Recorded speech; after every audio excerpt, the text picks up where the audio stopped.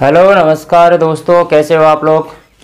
मुझे उम्मीद है कि आप सब ठीक होंगे, स्वस्थ होंगे, निरोगी होंगे और इस शानदार मौसम का लुत्फ़ उठा रहे होंगे। आपकी पढ़ाई कैसी चल रही है, कमेंट करके मुझे बताएं कि आपकी पढ़ाई कैसी चल रही है। और इस वीडियो को भी शेयर करना ना भूलें। अपने चैनल को सब्सक्राइब कर लो। चैनल पर जो भी वीडियो हैं उन वीडियो को सबको एक एक को देखो, बिना स्किप किए देखो। कोई अगर वीडियो लंबा है तो उसको ऐसा नहीं सोचे कि वीडियो लंबा है, क्योंकि एजुकेशन से संबंधित वीडियो है तो थोड़ा सा लंबा इसका बनना स्वाभाविक है, क्योंकि इसमें हर चीज़ कंसेप्ट क्लियर करना होता है। अगर कंसेप्ट क्लियर नहीं करेंगे तो वो चीज़ समझ में नहीं आएगी, ठीक है। तो उसका कोई महत्व नहीं है, क्योंकि आजकल कंपटीशन का दौर है तो हर चीज़ का एक एक शब्द का कंसेप्ट क्लियर करना बहुत ज़रूरी होता है। तो आज का सेशन बहुत इंपॉर्टेंट होने वाला है, जो लवणता से संबंधित है, समुद्री विज्ञान से। अपन ने पहले इसके बारे में, लवणता के बारे में पढ़ चुके हैं कि सागरों में लवणता की जो मात्रा पाई जाती है, कौन कौन से लवणीय पदार्थ पाए जाते हैं, उसकी चर्चा पहले कर चुके हैं। और एक छोटा सा पार्ट है जिसका नाम है, इसी से आगे है, नेक्स्ट है महासागरों में। महासागरों में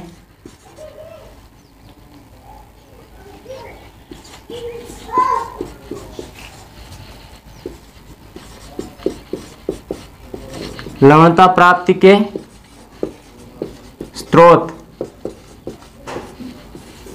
महासागरों में लवण प्राप्ति के स्रोत, लवण प्राप्ति के कि महासागरों में जो लवण आया है या कहीं से आया है वो, या फिर वहीं पैदा हुआ है या कोई आसमान से टपका है, उसकी चर्चा करेंगे इसके अंदर। कहाँ से ये लवण महासागरों के अंदर आया है। तो चलते हैं, इसके वीडियो को आगे बढ़ाते हैं। अब इसके दो स्रोत बताएंगे महासागरों में लवण प्राप्ति के स्रोत। इसके जो स्रोत हैं उसको दो भागों में बांटा गया है। एक तो है प्रमुख स्रोत, दूसरा है गौण। दो भागों में बांटा गया इसके स्रोत को, ठीक है। पहला है नदियां, प्रमुख में एक ही है। इस संपूर्ण पृथ्वी को ही लवण प्राप्ति का स्रोत माना जाता है, क्योंकि जो लवण प्राप्त हुए हैं महासागरों को या सागरों को, वो इस पृथ्वी से ही प्राप्त हुए हैं। लेकिन वो किस माध्यम से हुए, किसके सहारे वहां पर गए हैं, उसकी चर्चा करेंगे। ये नदियों के माध्यम से गए हैं, ठीक है। गौण के अंदर जिसमें एक ही है, इसकी चर्चा करेंगे। गौण है, गौण के अंदर आ गए उल्कापात व धूलकण। इसके बाद में पवनें, समुद्री लहरें, ठीक है। ये छोटा सा टॉपिक है, इसकी चर्चा करेंगे इसके अंदर अपन। कुछ विद्वान यूं मानते हैं कि जो समुद्रों में लवण प्राप्ति का जो स्रोत है, वो मानते हैं, वो कहते हैं कि जब सागरों का जब निर्माण हो रहा था उस वक्त जो भूपटल पर क्या है, जो लवणीय पदार्थ थे, ठीक है, वो लवणीय पदार्थों के कारण ही क्या है, वो समुद्र में मिल गए। जब निर्माण हो रहा था तो वो समुद्र के जल में घुल गए, जिसके कारण समुद्रों में क्या है, अधिक लवणों की प्राप्ति हो गई, ठीक है। ये कुछ विद्वान मानते हैं। लेकिन नदियों की बात करते हैं अपन यहाँ पे। नदियाँ हैं जो महासागरों में सर्वाधिक लवण प्रदान करती है। कौन करती है? नदियाँ। माना जाता है, आपने देखा होगा जब पृथ्वी का निर्माण हुआ था तो पृथ्वी के जो सतह है, उस संपूर्ण सतह के ऊपर जो सर्वाधिक पदार्थ थे वो लवणीय पदार्थ थे। उनका विखंडन हुआ, उनका क्षय हुआ, क्षय होने के बाद छोटे छोटे टुकड़ों में बदल गए। बारिश आई, बारिश होने के बाद वो जल के साथ क्या हो गए, वो छोटे छोटे कण बहकर समुद्र में जाने लग गए। ये सबसे प्रमुख स्रोत है, सबसे मुख्य और महत्वपूर्ण स्रोत है। प्राचीन काल से ही, करोड़ों साल से ही, अरबों साल से ही नदियों के माध्यम से समुद्रों में लवण प्रदान करने का काम कर रही है ये नदियां।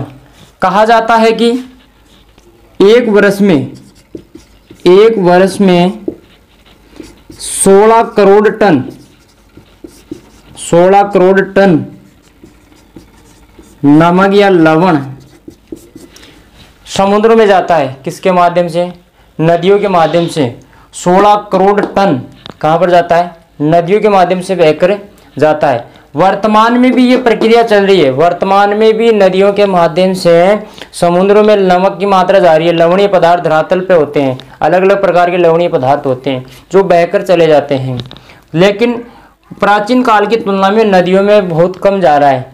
आज 16 करोड़ जा रहा है वर्तमान में, तो पहले तो बहुत करोड़ जा रहा होगा, अरबों में जा रहा होगा एक वर्ष के अंदर, क्योंकि पहले लवणीय पदार्थ क्या थे? ज़्यादा थे। अब तो क्या आ गए, वो पृथ्वी से बहकर कहाँ चले गए? समुद्रों में चले गए। तो अब तो उनकी मात्रा क्या हो गई? कम हो गई। अब इस नदियों के माध्यम से जो लवणीय पदार्थ जाते हैं उनमें कौन सा नमक ज़्यादा जाता है? उसमें सोडियम क्लोराइड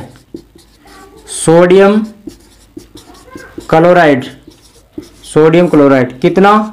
2%। कितना जाता है? 2% सोडियम क्लोराइड नमक उसमें जाता है। और ये सोडियम क्लोराइड ये क्यों जाता है? क्योंकि ये पृथ्वी पर पाया जाने वाला ऐसा तत्व है, पदार्थ है सोडियम क्लोराइड। ये क्या होता है? ये जल में आसानी से तेजी से घुलनशील होता है। ठीक है, जल के साथ क्या हो जाता है? ये जल्दी घुल जाता है और ये क्या समुद्रों में चला जाता है।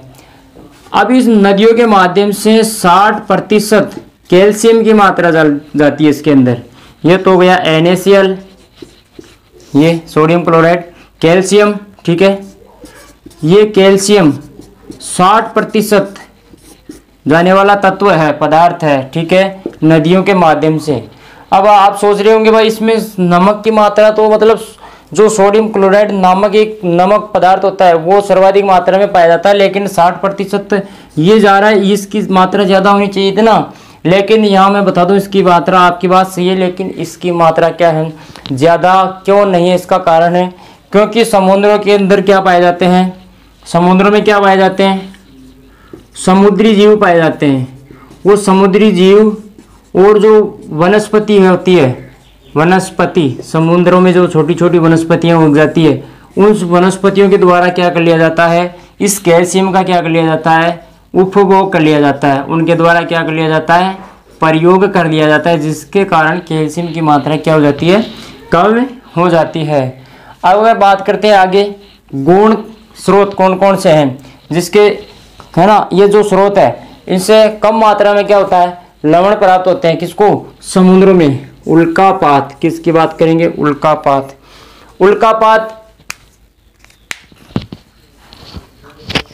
4.5 अरब वर्ष से पहले पृथ्वी का क्या हुआ था? निर्माण हुआ था। तो उसके बाद में न जाने कितने बार ये पृथ्वी पर उल्कापात हुए हैं। आसमान से जो अंतरिक्ष के पिंड हैं वो धरातल पे और जल में गिरे हैं, तो वो पिंड क्या होते हैं या फिर उल्कापात क्या होते हैं? ऊपर से गिरते हैं और उसके जो धूलकण, उसके जो पदार्थ जो होता है वो क्या होता है? जल में घुल जाता है और उससे क्या होता है? नमक की प्राप्ति होती है। ठीक है, किसको? सागरों को। और इससे कितना प्रतिशत धूल? इससे 2% लवण की प्राप्ति होती है समुद्रों को। जो धूल के कण होते हैं पृथ्वी के ऊपर क्या है? वायुमंडल के अंदर प्रदूषण है, धूल के कण है। जो कण क्या होते हैं वो हवा के माध्यम से तेजी गति से क्या चलती है? हवाएं चलती है। उन हवाओं के कारण क्या होते हैं? उड़ के समुद्री जल की सतह पर क्या हो जाते हैं? बैठ जाते हैं, उसमें चले जाते हैं। पवनों के माध्यम से वही है जो पवनें होती है,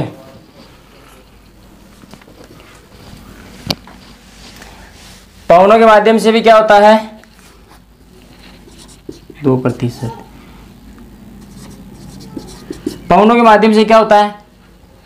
लवणों की प्राप्ति होती है। किसको? लवणों की प्राप्ति होती है किसको? समुद्रों को, समुद्री महासागरों को। ठीक है, समुद्री भागों को हवाएं चलती है, उसके माध्यम से क्या होते हैं? धूल कण, न जाने कितने प्रकार के कण होते हैं, नमकीय पदार्थ हैं, लवणीय पदार्थ होते हैं, तत्व होते हैं, वो जो उड़ के क्या हो जाते हैं? समुद्रों में चले जाते हैं। समुद्र की जो लहरें होती है, समुद्री लहरें, उसके माध्यम से भी क्या होता है? समुद्रों में क्या होती है, नमक की प्राप्ति होती है। समुद्री लहरें, जब समुद्र की सतह पर, जब समुद्री जो जल होता है ना, ये जल, ये क्या होता है, इसकी लहरें उठती है, ठीक है, ऊपर लहरें उठती है, आगे की तरफ इस तरह जो स्थलीय भाग होते हैं उससे टकराती है या फिर इधर आती है। आगे पीछे जब पानी जाता है, ठीक है, वो लहरें चलती है, जिसके कारण भी वो समुद्र के किनारे जो स्थलीय भाग है वहाँ से टकराता है, तो उसके साथ कुछ न कुछ मिट्टी के जो कण होते हैं, वो लवणीय पदार्थ होते हैं, वो समुद्र में आकर क्या हो जाते हैं, मिल जाते हैं। इसके कारण भी समुद्रों में लवण की क्या होती है, प्राप्ति होती है। तो आज का ये टॉपिक क्या है अपना कंप्लीट होता है। इतना ही था, छोटे छोटे वीडियो जी डालेंगे ताकि आपको पढ़ने में क्या रहे, आसानी रहे। अगर थोड़ा सा वीडियो बड़ा भी हो जाता है तो उसमें कोई दिक्कत नहीं है, क्योंकि आपको कंसेप्ट क्लियर करना है तो आपको वीडियो को पूरा देखना ही पड़ेगा, स्किप करके नहीं देख सकते। स्किप करके देखने से क्या होता है, कंसेप्ट क्लियर कभी भी नहीं होने वाला। और मुझे उम्मीद है आप स्किप करके नहीं देखेंगे, क्योंकि आप सब लोग पढ़ने वाले विद्वान हो, ठीक है। नेक्स्ट वीडियो में मिलेंगे। इससे महासागरीय जो लवणता है उसको प्रभावित करने वाले कारकों के साथ, और वो वीडियो हो सकता है जहां तक आपको लाइव टेलीकास्ट के साथ मिलेगा। अगले वीडियो में मिलेंगे, जब तक जय हिंद जय भारत।